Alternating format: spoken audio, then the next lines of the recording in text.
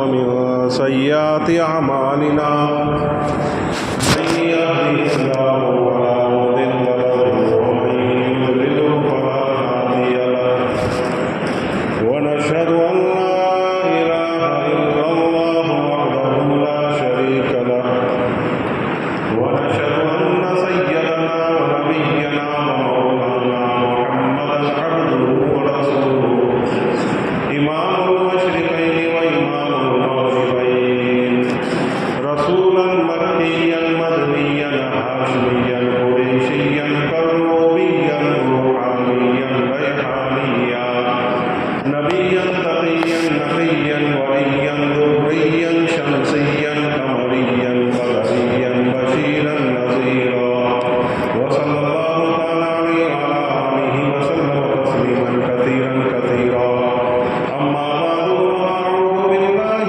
من الشيطان الرجيم بسم الله الرحمن الرحيم ولله على الناس حج البيت من استطاع إليه سبيلا ومن كفر فإن الله غني عن العالمين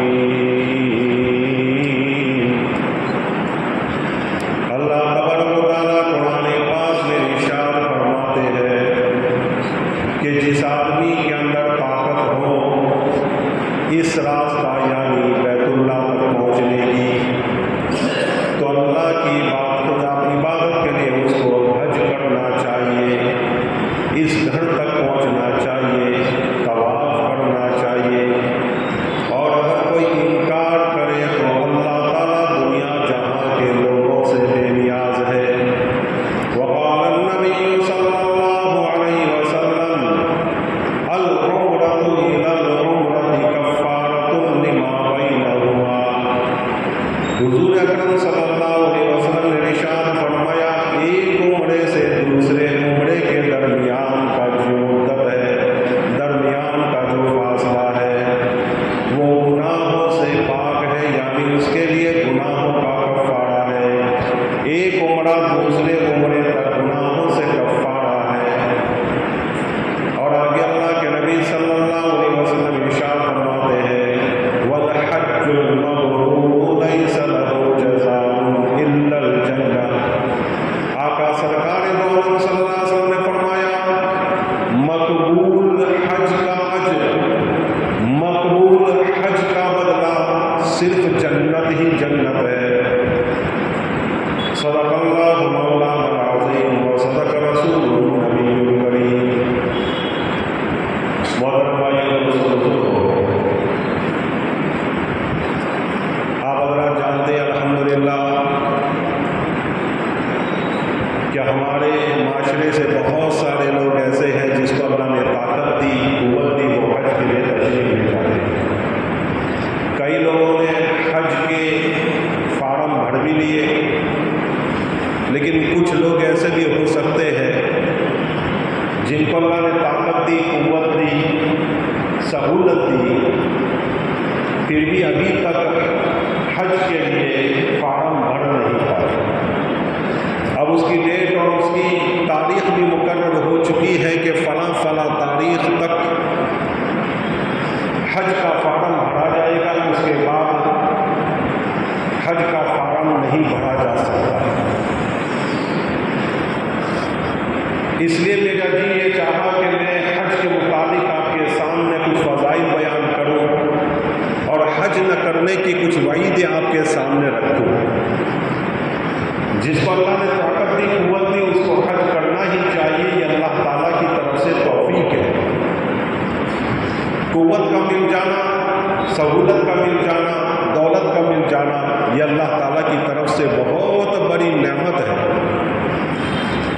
ورنہ کتنے ہی بزرگان دین، کتنے ہی اللہ کے ولی ایسے گزرے ہیں جنہوں نے زندگی پر دعائیں کی، 80 سال تک دعائیں کی کہ اے اللہ تو ہمیں بیت اللہ شریف کا دیدار فرما دے، ہمیں حج اور عمرہ نصیب فرما دے، لیکن زندگی میں کبھی نصیب نہیں ہوئی۔ آج اللہ تعالیٰ نے سہولت پیدا کر دی تو اس کا ہمیں فائدہ اٹھانا چاہیے، اس سے ہمیں فائدہ اٹھانا چاہیے۔ اور حج ایک نمایاں عبادت ہے جس میں انسان میں جان بھی لگتی ہے، مال بھی لگتا ہے، انسان کا وقت بھی لگتا ہے، انسان کا سب کچھ لگتا ہے۔ نماز کو پڑھنے کے لیے بیوی بچوں کو چھوڑنا نہیں پڑتا، وہ تو اپنے ہی مقام پر موجود ہے۔ اس کے لیے کوئی مستقل کوئی پروگرام نہیں ہوتا، اس کے لیے کوئی الگ یونیفارم نہیں ہوتا، اس کے لیے کوئی الگ سفر نہیں ہوتا۔ نماز گھر سے نکلے، اذان ہو رہی ہے، مسجد میں آ گئے، نماز پڑھ لی، بات ختم۔ روزہ اس کے لیے کوئی یونیفارم نہیں، اس کے لیے کوئی قاعدہ قواعد نہیں کہ یہ کرو گے، اس طرح کرو گے، یہاں جاؤ گے، وہاں جاؤ گے، اس مسجد میں جاؤ گے، اس مسجد میں جاؤ گے، نماز کے لیے کوئی قید نہیں، جہاں نماز پڑھ سکتے ہو پڑھو۔ لیکن حج کے لیے ایسا نہیں ہے، حج کے لیے ایک مقام متعین ہے، وہاں جا کر ہمیں حج پڑھنا پڑے گا، وہاں جا کے ہمیں کعبۃ اللہ کا طواف کرنا پڑے گا۔ روزے کے لیے ہمیں کوئی قید و بند نہیں، کوئی قانون نہیں، صبح سے لے کر شام تک، صبح صادق سے لے کر سورج غروب ہونے تک بھوکے رہ لو، گناہ سے بچ لو، شہوت سے بچ لو، آپ کا روزہ ہو جائے گا۔ کوئی اس کے لیے یونیفارم کے کچھ نہیں۔ لیکن حج کے لیے ایک وقت متعین ہے اور ایک جگہ متعین ہے، وہیں جا کر حج ہوگا اور وہیں اسی مدت کے اندر حج ہوگا، اس کے علاوہ حج نہیں ہے۔ اور اس کے لیے یونیفارم بھی الگ ہے، اس کے لیے ہمارا ملک چھوڑ کر جانا ہے اور وہاں جا کر اللہ کی عبادت کرنی ہے اور حج ادا کرنا ہے، اور کبھی عرفات میں، کبھی مینا میں، کبھی جمرات پر ہمیں حاضری دینی ہے۔ اور پھر اس حج کے بعد ہمیں اپنے سر کے بال اتروانے ہیں اور وہاں شکرانے کے طور پر ایک ذبیحہ کو ذبح کرنا ہے، ایک قربانی، ایک جانور کی قربانی دینی ہے۔ یہ ساری چیزیں الغرض اللہ تعالیٰ ارشاد فرماتے ہیں قرآن پاک میں، وَلِلَّهِ عَلَى النَّاسِ حِجُّ الْبَيْتِ،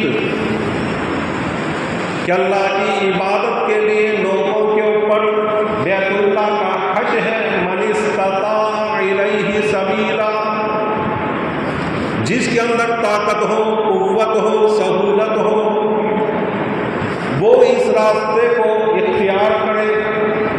وَمَنْ كَفَرَ، جس نے انکار کیا، حج کا انکار کیا، سب کچھ ہونے کے باوجود حج کے لیے نہیں گیا،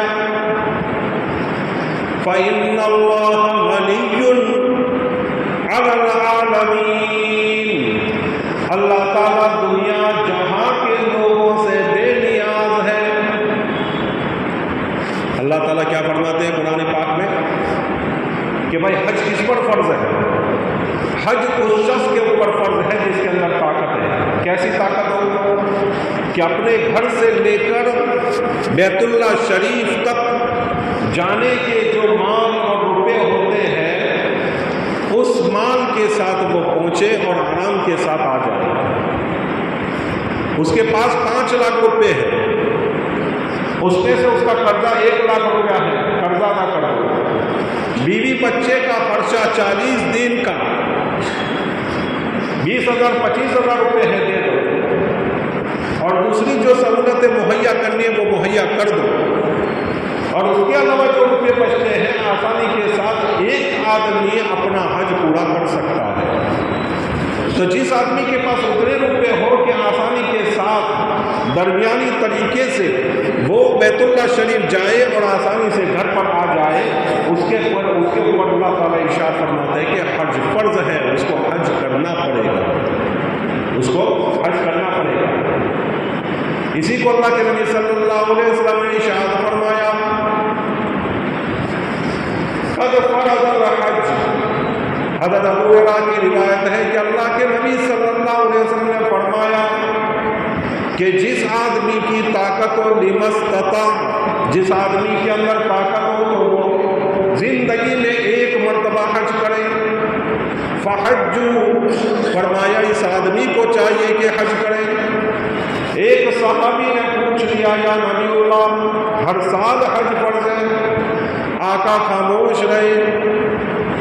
خاموش رہنے کے بعد پھر آقا سرکار دو عالم صلی اللہ علیہ وسلم نے فرمایا لما قلت، اگر میں کہہ دیتا نعم لوجبت، اگر میں یوں کہہ دیتا ہاں ہر سال تم پر حج پڑنا تو تم پر واجب ہو جاتا، لمستطعتم، اور آقا سرکار دو عالم صلی اللہ علیہ وسلم فرمایا اس کی طاقت تم نہ رکھتے۔ پھر حضور اکرم صلی اللہ علیہ وسلم نے ارشاد فرمایا کئی لوگوں جتنا میں کہوں اس پر عمل کر لو، جس سے روکوں اس سے تم رک جاؤ، مزید کوئی بات نہ کرو، مزید کوئی سوال نہ کرو۔ پہلی امت کے لوگوں نے اپنے انبیاء علیہ السلام سے سوالات کیے، مزید سوال کیے، زیادہ سوال کیے، اور انبیاء علیہ السلام سے اختلاف کیا تو اللہ نے اس قوموں کو ہلاک کر دیا۔ تو آقا نے کیا فرمایا؟ حضور اکرم صلی اللہ علیہ وسلم سے کسی صحابی نے پوچھا کہ حج اللہ کے نبی ہر سال پڑھتا ہے؟ آگے نہیں، جس کو اللہ نے طاقت دی ہے زندگی میں ایک مرتبہ، اور فرمایا بہت سوال نہ کیا کرو، جو میں کہوں اس پر عمل کر لو، اس میں یہ کیا وہ کیا فلاں کیا یہ نہ پوچھو۔ پہلے انبیاء علیہ السلام کی امتوں نے جب زیادہ سوال کیے تو اللہ تعالیٰ نے ان کے اوپر عذاب نازل فرمائے۔ اپنے انبیاء سے اختلاف کیا، اپنے انبیاء کو سوال کرتے ہیں یہ کیوں، یہ کیسے، وہ کیسے، فلاں کیسے، گائے کیسے ہونی چاہیے، کتنی موٹی ہونی چاہیے، کلر کیسا ہونا چاہیے، پیلا کلر میں بھی بہت سارے کلر ہیں، اس میں سے کون سا کلر، یہ ساری باتیں پوچھنے لگے تو اللہ تعالیٰ نے ان پر مشکلیں قائم کر دی۔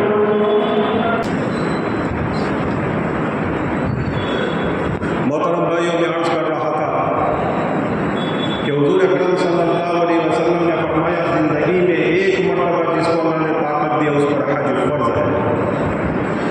اور آگے حضرت عبداللہ بن عباس رضی اللہ عنہ کی روایت میں ارشاد فرماتے ہیں کہ جب حضرت ابراہیم علیہ السلام نے بیت اللہ شریف کو بنا لیا اور بیت اللہ شریف کو بنانے کے بعد فارغ ہو گئے تو اللہ تعالیٰ سے عرض کیا اے باری اللہ، میں بیت اللہ کو بنا چکا ہوں، تیرے گھر کو بنا چکا ہوں، اب کیا کروں؟ اللہ تعالیٰ کا ارشاد ہوتا ہے، حکم ہوتا ہے کہ لوگوں میں اعلان کر دو، دنیا کے جہاں کے لوگوں کے لیے اعلان کرو کہ حج تم پر فرض ہے، اور حج کے لیے تم تشریف لے آؤ، تم یہ اللہ کے گھر کا طواف کرو، اللہ کے گھر کے پاس آ جاؤ۔ حضرت ابراہیم علیہ السلام نے عرض کیا کہ اے باری الہ، میری آواز وہاں تک کہاں پہنچ سکتی ہے، لوگ تو دور دراز آباد ہیں۔ اللہ کا پھر ارشاد ہوتا ہے کہ آواز لگانا تمہارا کام ہے اور آواز پہنچانا ہمارا کام ہے، تم آواز لگاؤ، ہم تمہاری آواز کو پہنچائیں گے۔ تو حضرت ابراہیم علیہ السلام کا یہ حکم ہوا کہ ابراہیم تم لوگوں کو کہہ دیجیے کہ بیت اللہ میں عبادت کے لیے آئے، بیت اللہ میں طواف کے لیے آئے، بیت اللہ کا حج کرے۔ حضور اکرم صلی اللہ علیہ وسلم سے پوچھا گیا اے نبی اللہ، سب سے افضل عمل کیا ہے؟ ہمارے آقا نے ارشاد فرمایا سب سے افضل عمل اللہ پر ایمان رکھنا ہے۔ پھر صحابہ نے پوچھا اے نبی اللہ، اس کے بعد پھر عرض کیا گیا، پھر ارشاد ہوا کیا الجہاد فی سبیل اللہ، اللہ کے راستے میں جہاد کرنا۔ پھر پوچھا گیا اے نبی اللہ، اس کے بعد کہا کہ حج مبرور، مقبول حج کرنا۔ مقبول حج کس کو کہتے ہیں؟ مقبول حج کہتے ہیں کہ کوئی آدمی حج کے لیے جائے، علماء کرام نے لکھا ہے کہ وہاں جا کر کسی قسم کا گناہ نہ کرے، اللہ اور اس کے رسول صلی اللہ علیہ وسلم نے جو حکم دی ہے اس حکم کو پورا کرے اور اس حکم کے مطابق حج کرے، اس کو حج مبرور کہتے ہیں۔ بعض لوگوں نے یہ بھی لکھا بات فرمانے کہ حج کرے، آداب کے ساتھ کرے، قواعد کے ساتھ کرے، ان مسائل کو مستحضر رکھ کر کرے اور کسی کو تکلیف نہ دے، اس کو حج مبرور کہتے ہیں۔ بعض لوگوں نے لکھا کہ یہ ساری چیزیں کرنے کے ساتھ ساتھ لوگوں کی خدمت بھی کرے، اس کو حج مبرور کہتے ہیں۔ اور ایک بہت اچھی بات علماء کرام نے لکھی کہ حج کرنے کے بعد آدمی کا دل آخرت کی طرف مائل ہو جائے، آدمی کا دل گناہ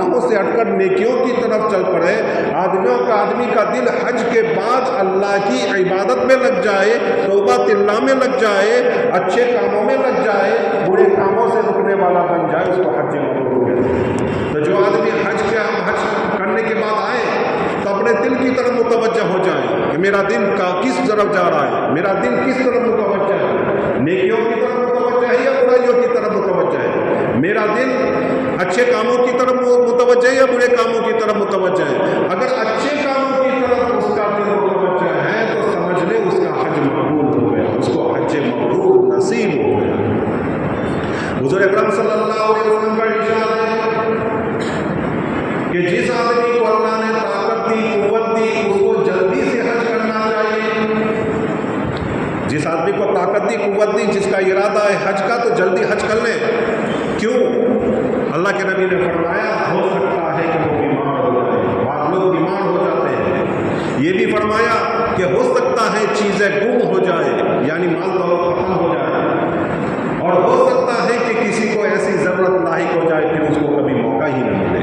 اس لیے جس نے ارادہ کیا، جس کے پاس طاقت ہے، جس کے پاس قوت ہے، اللہ نے جس کو سہولت دی ہے، اس آدمی کو چاہیے کہ وہ حج کا ارادہ کرے اور جلدی حج کرے۔ اس لیے یہ فارم جب بڑھے جاتے ہیں اس کی مدت متعین ہے، اس مدت کے اندر ہم کو چاہیے جن جن لوگوں پر حج فرض ہے ان لوگوں کو چاہیے کہ وہ جلدی سے فارم بھر کے اپنے حج کو جلدی مکمل کر لیں۔ ایک حدیث میں اللہ کے نبی صلی اللہ علیہ وسلم نے ارشاد فرمایا کہ اللہ تعالیٰ ارشاد فرماتا ہے کہ میں نے اپنے بندے کو تندرستی دی، میں نے اپنے بندے کو مال و دولت دی، اس کے رزق کو وسیع کر دیا، اس کے مال کو میں نے وسیع کر دیا، پھر بھی وہ 5 سال تک رکا رہتا ہے، حج نہیں کرتا، پھر بھی وہ میرے پاس نہیں آتا۔ فرمایا وہ محروم ہے، وہ محروم ہے۔ اب ذرا سوچیں، جس آدمی کو اللہ نے، بعض لوگ یہ سوچتے ہیں کہ میری بیوی کو لے کر جانا ہے، میری بیوی کو لے کر جانا ہے، میری ماں کو لے کر جانا ہے، میں اکیلا جاؤں گا تو کیا کروں گا، اور اسی میں اس کی زندگی گزر جاتی ہے اور پھر اس کو حج نصیب نہیں ہوتا، اور اس حج کا گناہ لے کر وہ اللہ تعالیٰ کے سامنے حاضر ہوتا ہے اور آخرت میں وہ پہنچتا ہے۔ یہ گناہ کو لے کر اتنا بڑا گناہ، حج کو ادا نہ کرنا بہت بڑا گناہ ہے، بہت بڑا گناہ ہے۔ ایسا گناہ لے کر وہ اللہ کے دربار میں حاضر ہوتا ہے۔ حالانکہ جس آدمی پر فرض ہو گیا ہو حج، وہ فوراً حج کر لے، بیوی بچوں کا انتظار نہ کرے، ماں باپ کا انتظار نہ کرے کہ بیچارے ماں باپ کو لے جاؤ، لوگوں کو کیسا لگے گا، لوگ کیا کہیں گے کہ میری بیوی کو میں لے کر لے گئے۔ ہاں، جس کو آدمی کو سہولت دی ہو اللہ نے اور اس کو یقین ہو کہ میں اپنی بیوی کے روپے جمع کر سکوں گا تو کوئی حرج نہیں ہے، لیکن اگر آگے کوئی ایسی پوزیشن نہیں ہے اور اکیلا اس پر فرض ہو چکا ہے حج، تو اس کو چاہیے کہ وہ حج فوراً، اس کو چاہیے کہ وہ حج فوراً کر لے۔ حدیث پاک میں آتا ہے کہ آقا سرکار دو عالم صلی اللہ علیہ وسلم نے ارشاد فرمایا جس آدمی کو اللہ نے طاقت دی، قوت دی، استطاعت دی کہ وہ حج کر سکتا ہے، آسانی کے ساتھ جا سکتا ہے اور وہ آ سکتا ہے، اگر اس نے حج اس کے باوجود نہ کیا تو پھر وہ کوئی فرق نہیں پڑتا کہ وہ یہودی ہو کر مرے یا نصرانی ہو کر مرے۔ کتنی سخت وعید ہے، کتنی سخت وعید ہے، یہودی ہو کر مرے یا نصرانی ہو کر مرے۔ اور اس میں اللہ کے نبی نے یہ بات اور ظاہر فرمائی کہ کوئی فرق نہیں پڑتا، اللہ کے نبی کو بھی فکر نہیں۔ حالانکہ کوئی کافر مر جاتا تھا، اللہ کے نبی صلی اللہ علیہ وسلم بلک بلک کر روتے تھے۔ ایک جنازہ یہودی کا گزر رہا ہے، اللہ کے نبی صلی اللہ علیہ وسلم رو رہے ہیں کہ بغیر ایمان کے یہ قوم چلا گیا، بغیر ایمان کے چلا گیا۔ وہ نبی کہہ رہے ہیں کہ جو حج ادا نہیں کرتا یہودی ہو کر مرے یا نصرانی، کوئی پرواہ نہیں، کوئی پرواہ نہیں۔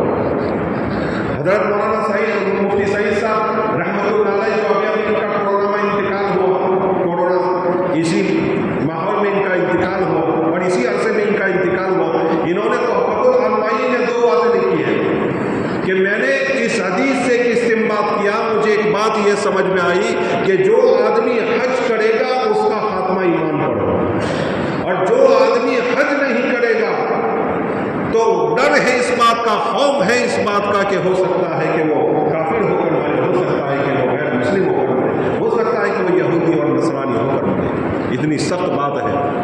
حضرت عمر رضی اللہ تعالیٰ کے زمانے میں حضرت عمر فرمایا کرتے تھے میرا جی یہ چاہتا ہے کہ میں جماعت مقیم کروں اور لوگوں کے پاس بیچوں، گاؤں گاؤں دیہات دیہات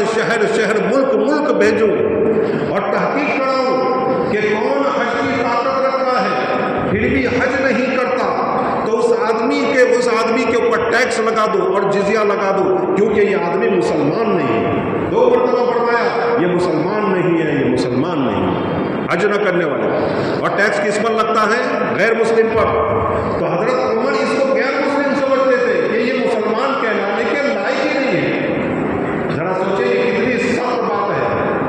حضرت ابو سعید رضی اللہ تعالیٰ عنہ فرماتے ہیں کہ میرے پڑوس میں ایک مالدار آدمی تھا، اس نے حج نہیں کیا، جب اس کا انتقال ہو گیا تو میں نے اس کی جنازہ نماز نہیں پڑھی۔ حضرت ابو سعید نے فرمایا میں نے اس کی جنازہ نماز نہیں پڑھی۔ تو ہمارے بزرگان دین تو ایسے تھے کہ جب کوئی حج کی طاقت رکھنے کے باوجود، مالدار ہونے کے باوجود حج نہیں کرتے تھے تو ان کی جنازہ نماز بھی نہیں پڑھتے تھے۔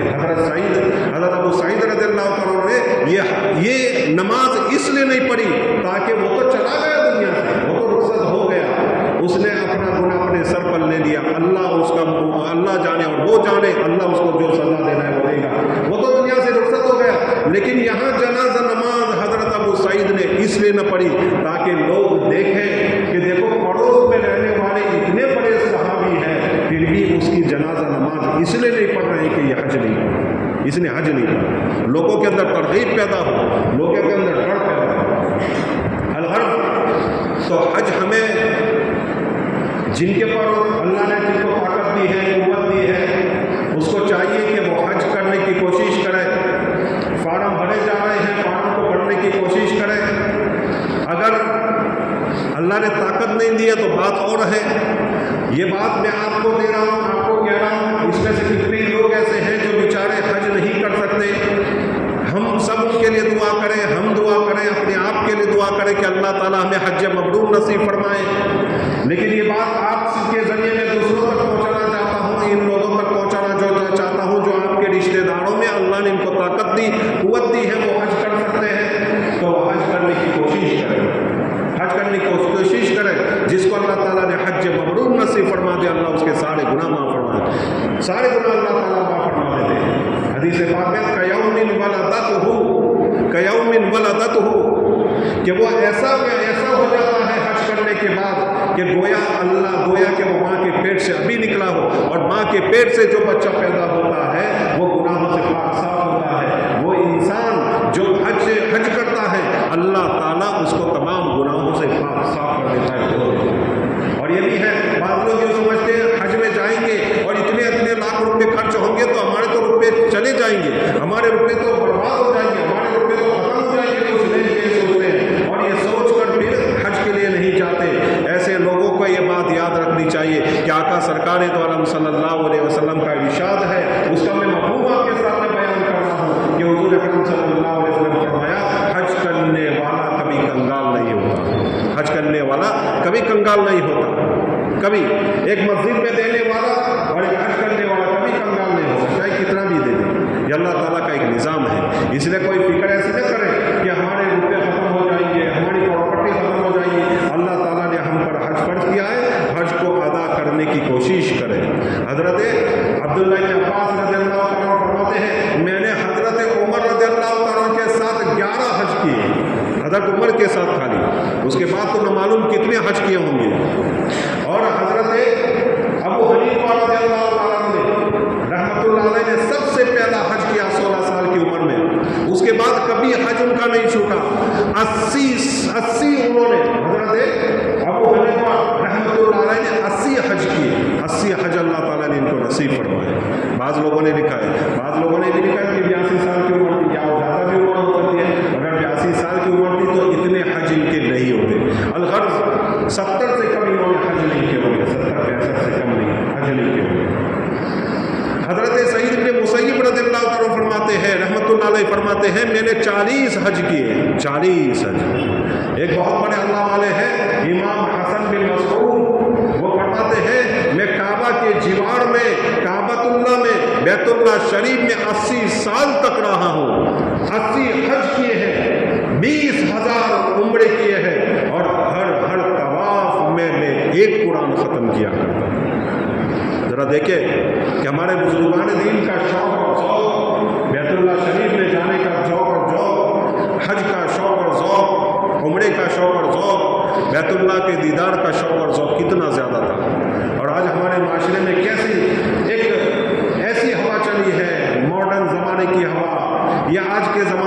ایسی ہوا چلی ہے کہ بعض آزاد دماغ ہوتے جا رہے ہیں، آزاد خیالی پیدا ہوتے جا رہی ہے، آزاد خیالی یہ دنیا میں پیدا ہوتی جا رہی ہے، خاص کر کے مسلمانوں میں۔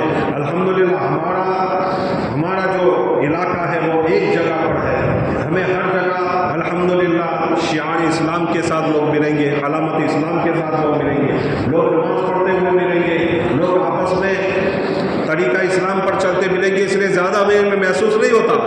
ورنہ دوسرے علاقے میں چلے جاؤ، جو ہماری جماعتیں جاتی ہیں، جا کر دیکھیں کیسے حالات سے گزر رہے ہیں، کیسے خطرناک حالات سے گزر رہے ہیں، ارتداد تک لوگ پہنچ رہے ہیں۔ ہماری مسلمان لڑکیاں غیروں کے ساتھ نکاح کر رہی ہیں اور بلا تعلق کر رہی ہیں۔ بعض لوگ تو ان کے ماں باپ بھی ان کے ساتھ ہوتے ہیں، ان کے بھائی بہن بھی ساتھ ہوتے ہیں، اور ان کو ذرا بھی ان کے سروں کے اوپر اور ان کی پیشانی کے اوپر بل نہیں پڑتا۔ یہ حالات پیدا ہو گئے ہیں۔ یہ سارے حالات کیوں پیدا ہوئے؟ آزاد خیال، دین سے بیزاری، مکتب میں محنت نہ کرنا، مکتب میں اپنے بچوں کو بھیجنا، مکتب کی فکر نہ کرنا، مکتب جیسے نہ ہونے چاہیے ایسے مکتب قائم نہ کرنا، اس کی وجہ سے یہ سارے حالات پیدا ہو رہے ہیں، قسم قسم کے خطر۔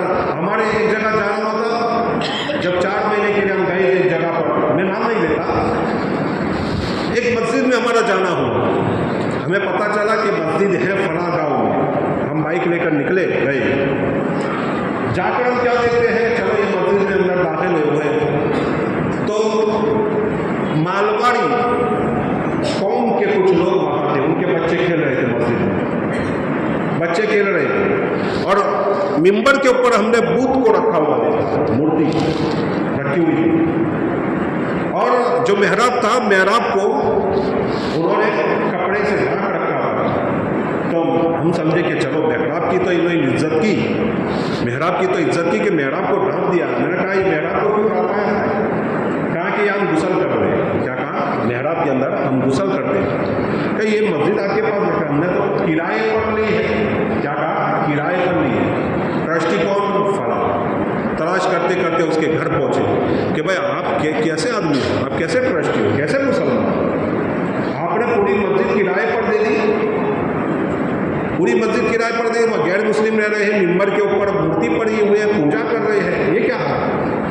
تو اس طرح کا کوئی نماز ہی نہیں پڑھتا، مفتی صاحب کیا کریں؟ کوئی نماز پڑھے تو مسجد رکھے۔ ایک آدمی ہمارے پورے گاؤں میں ایسا نہیں کہ جو نماز پڑھتا۔ جب مسجد ویسے ہی پڑی رہتی ہے تو میں نے سوچا چلو کچھ روپے بن جائیں گے، چلو کوئی انکم کھڑی ہو جائے گی، اسی مسجد کو اسی گاؤں والوں کو کام لگے گی، یہ سوچ کر میں نے دی۔